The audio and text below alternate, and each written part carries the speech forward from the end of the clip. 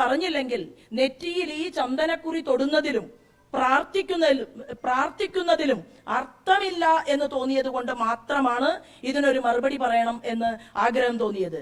Mister ബ്രിട്ടാസിന് ഓർമ്മയുണ്ടോ, അമേരിക്കയിലേക്ക് ചില കമ്മ്യൂണിസ്റ്റ് പാർട്ടിയുടെ രഹസ്യങ്ങൾ ചോർത്തിക്കൊടുത്തതിന്റെ പേരിൽ വിക്കിലീക്സിൽ വന്ന താങ്കളെ കുറിച്ചുള്ള റിപ്പോർട്ടിനെ കുറിച്ച് താങ്കൾക്ക് ഓർമ്മയുണ്ടോ? ഇല്ലെങ്കിൽ അതൊന്ന് ഓർത്തെടുത്താൽ നന്നായിരിക്കും.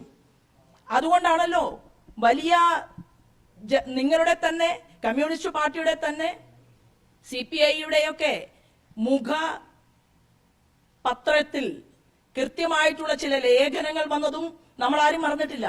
മാർക്സിസ്റ്റ് കമ്മ്യൂണിസ്റ്റ് പാർട്ടിയിലെ താത്വികന്മാരായിട്ടുള്ള ആളുകൾ പോലും ഒരു കാലത്ത് പറഞ്ഞതാണ്, കമ്മ്യൂണിസ്റ്റ് പാർട്ടിയിൽ ഇനി സംഭവിക്കാൻ പോകുന്ന ചില കാര്യങ്ങളെ കുറിച്ച് ബ്രിട്ടാസ് എന്തൊക്കെയാണ് പുറം രാജ്യങ്ങളിലേക്ക് വരെ പറഞ്ഞു കൊടുത്തിട്ടുള്ളത് എന്നതിനെ കുറിച്ചും അക്കാലത്ത് ചർച്ച ചെയ്തതാണ്. അത് പിണറായി വിജയന്റെ കാര്യമാണ്, കേരളത്തിന്റെ മുഖ്യമന്ത്രിയുടെ കാര്യമാണ്.